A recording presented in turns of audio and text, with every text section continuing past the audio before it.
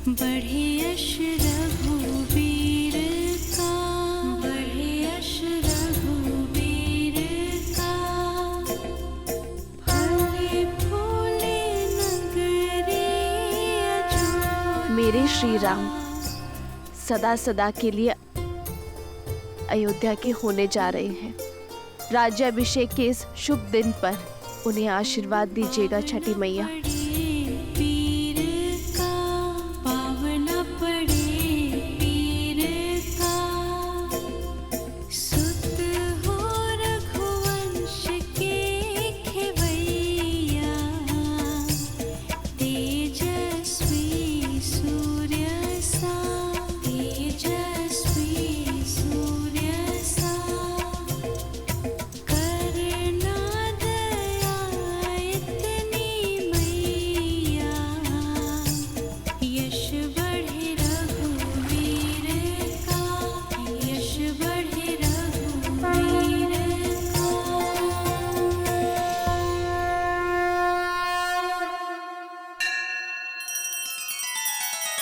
श्री रामचंद्र कृपालु भज मन हरण भव भय दारुणम। नव कंज लोचन कंज मुख कर कंज पद कंजारुणम। सिया राम, सिया राम, सिया राम, सिया राम, सिया राम, सिया राम। आओ राम,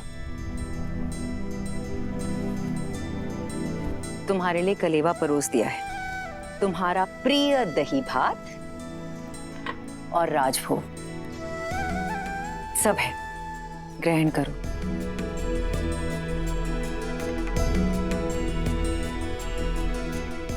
माँ, सीता का है?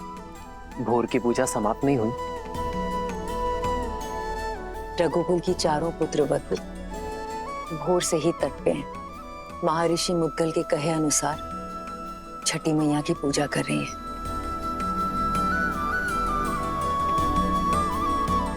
कल तुम्हारा राज्याभिषेक है राम। कल के पश्चात बहुत से कर्तव्य, बहुत से दायित्व निभाने हैं तुम्हें। ऐसे में तुम्हारी अर्धांगिनी, तुम्हारी सीता, तुम्हारी शक्ति में भक्ति का बल डालने का प्रयास कर रही है। तुम्हारी लंबी आयु और अयोध्या के सम्मान के लिए प्रार्थना कर रही है। रघुकुल के दीप की सुरक्षा की प्रार्थना कर रही है। तब तो समय लगेगा माँ। कुछ खाया उन चारों ने? कहाँ? 12 प्रहर का उपवास है उनका, जो तुम्हारे राज्याभिषेक से पहले ही समाप्त होगा। परिवार में पुरुष चाहे सफलता के जिस भी शिखर पर पहुंच जाए, उसका आधार, उसकी धरा एक स्त्री ही होती है। और मां, घर की उन्नति में पति पत्नी दोनों ही भागी होते हैं ना, तो व्रत केवल स्त्री ही क्यों रखे? मैं भी सीता के लिए व्रत रखूंगा। राम सिया राम, सिया राम, सिया राम, राम सिया राम, सिया राम। और मेरा ये व्रत सीता के प्रति मेरे प्रेम और सम्मान का प्रतीक होगा। हाँ,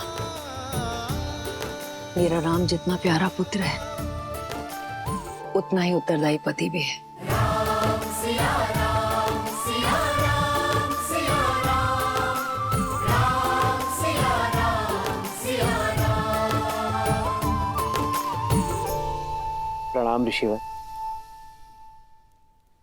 कल सुबह सूर्य की पहली किरण के साथ ही श्री राम का राज्याभिषेक होगा और श्री राम जैसा धर्मात्मा राजा पाकर ये धरा धन्य हो जाएगी।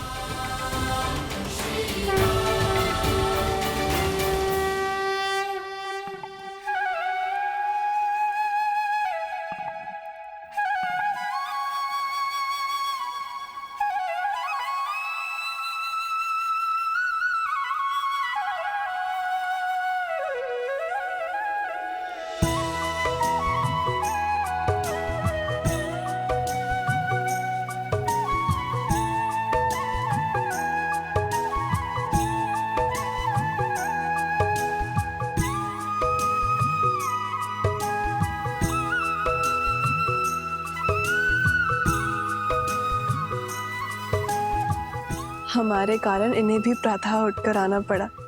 बेचारे, लगता है अभी भी मीठी निद्रा के स्वप्न देख रहे हैं।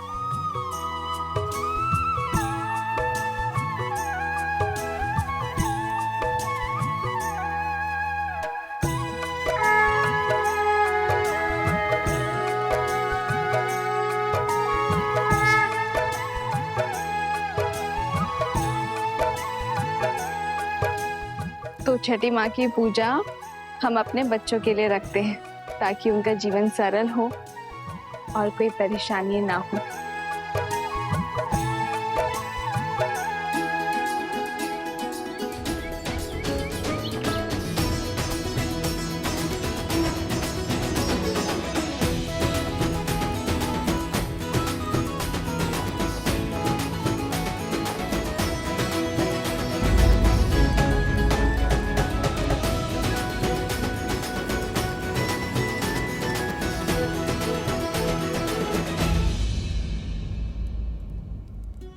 पिछले 14 वर्ष से हमें जिस दिन का इंतजार था, तुम उसका भाग नहीं बनना चाहती हो।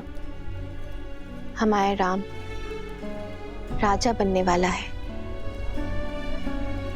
चलो के कई, ये समय बीती बातों का शोक मनाने का नहीं, आने वाली घड़ी के सुख में रंगने का है।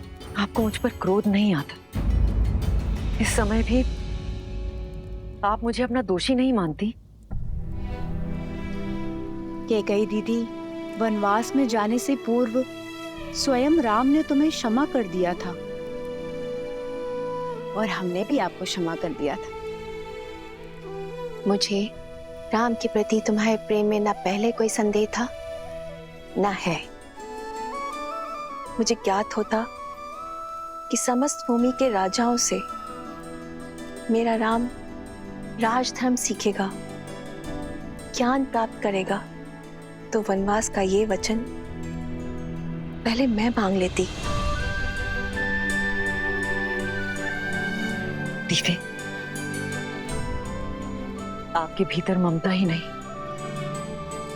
बुद्धि माता का सागर बहता है। धन्यवाद दीदी। तो दीदी, तनिक आप भी इस ज्ञान की गंगा में गोता लगा लीजिए। भूल का भार छोड़िए और पुत्र के राजाभिषेक में चलिए। सियावर रामचंद्र की, सियावर रामचंद्र की, सियावर रामचंद्र की, सियावर रामचंद्र की।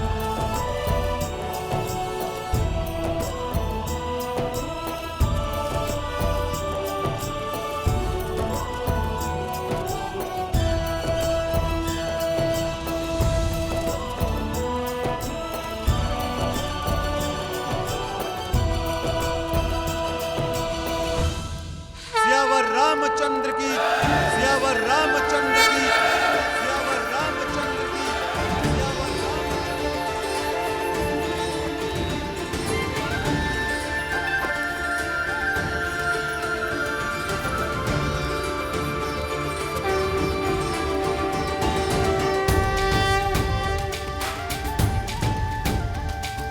श्री रामचंद्र कृपालु भजु मन हरण भव भय दारुणम्।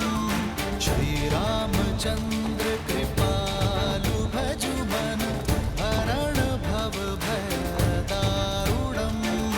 नव कंज लोचन कंज मुख कर कंज पद कंजारुणम्। और हम राजगुरु वशिष्ठ के आने तक अयोध्या को तनिक और प्रतीक्षा करनी होगी। तब तक आप माताओं का आशीर्वाद ले लीजिए। आइए।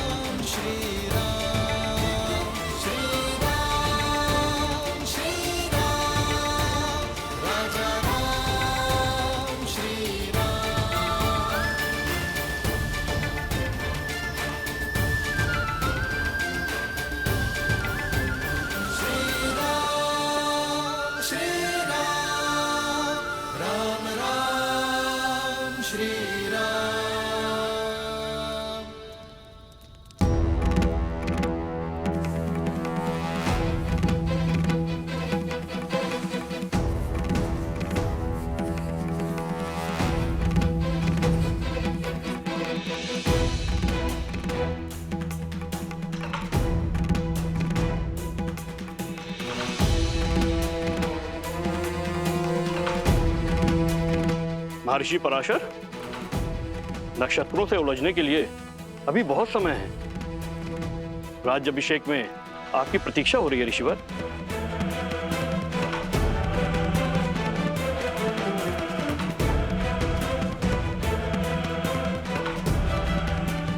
आप इतने गंभीर क्यों हैं ऋषिवर? क्योंकि ग्रहों के संकेत ठीक नहीं है।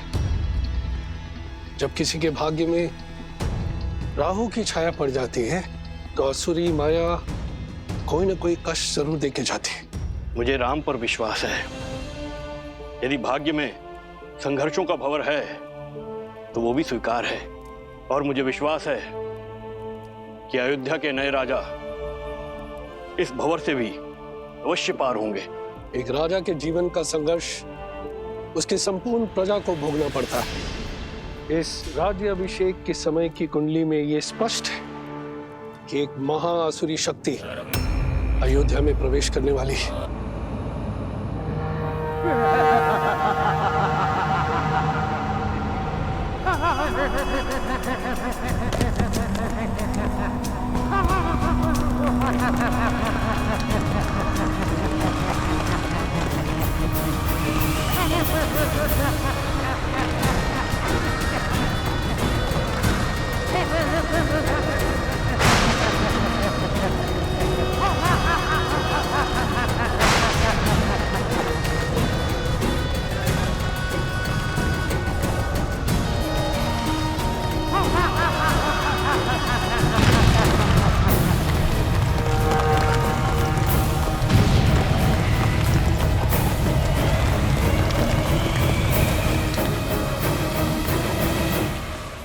देवता सदा अयोध्या के आगे ढाल बनकर खड़े होते आए हैं ऋषिवर। यदि कोई आसुरी शक्ति राम राज्य में प्रवेश करने की चेष्टा भी करेगी तो उसका सामना धर्म की शक्ति से होगा। आप आइए और राम को आशीर्वाद दीजिए। शुभ घड़ी में कुछ ही समय शेष है। आशा करता हूं कि इस बार भी आपके विश्वास की जय हो।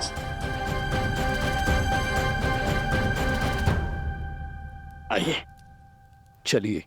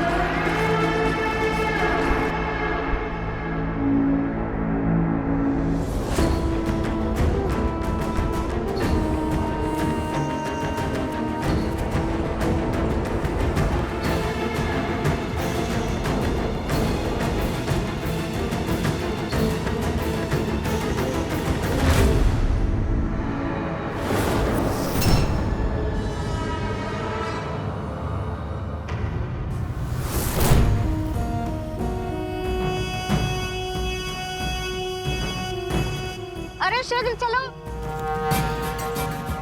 आज अभिषेक का समय हो गया है।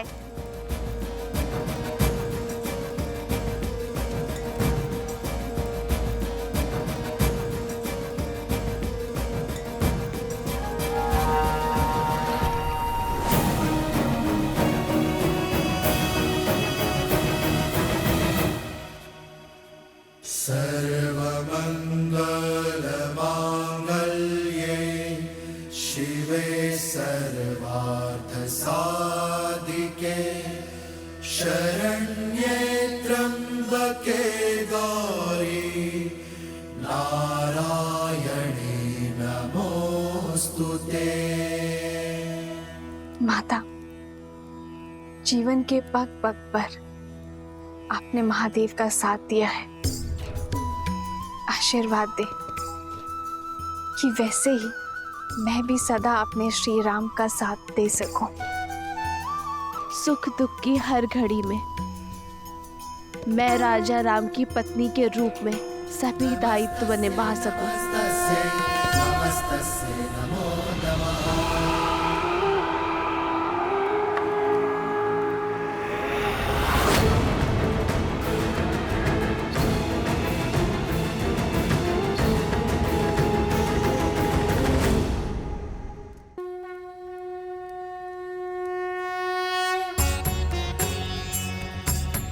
राज्याभिषेक न केवल एक रीति है, बल्कि होने वाले राजा के पवित्र उत्तरदायित्वों के लिए पवित्र प्रारंभ है। रीति अनुसार मंगल बेला में सर्वप्रथम श्री रामचंद्र जी की देह को तेल, विविध औषधियों के मर्दन से शुद्ध किया जाएगा। पृथ्वी, जल, अग्नि, वायु, इन 4 तत्वों के साथ आकाश तत्व के जुड़ने से इस तन का निर्माण होता है और इसमें सबसे अधिक रोग उत्पन्न होते हैं वायु तत्व के कारण।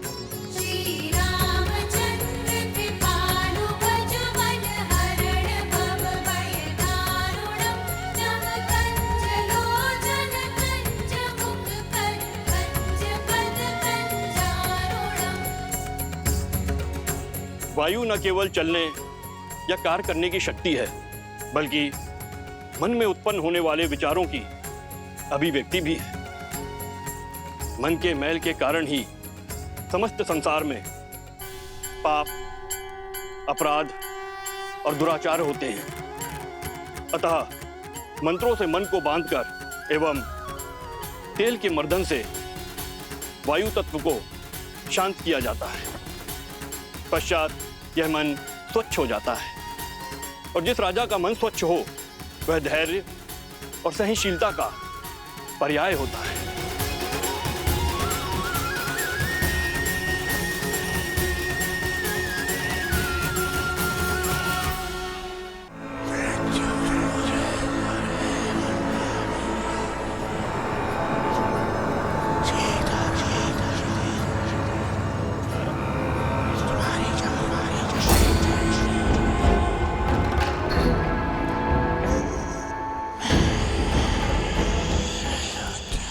ना जाने कौन बड़बड़ाया जा रहा है, कानों में विचित्र स्वर आ रहा है, ना ही कुछ समझ में आ रहा है और ना ही कोई दिखाई दे रहा है। जाने कौन है जो पूजा भी नहीं करने दे रहा है।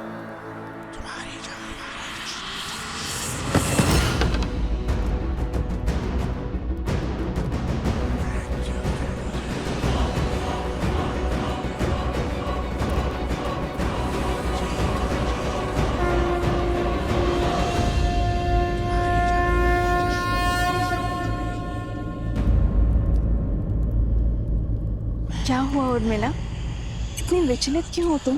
दीदी, आपको ये ध्वनि नहीं सुनाई दे रही?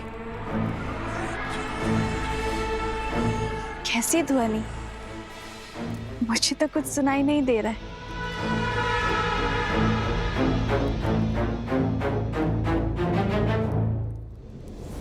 क्या ऐसे मेरी शक्ति, मेरी उपस्थिति का आभास तक नहीं है? क्या कोई हो सकता है इस संसार में जो सहस्त्र मुख रावण की शक्तियों से प्रभावित ही न हो?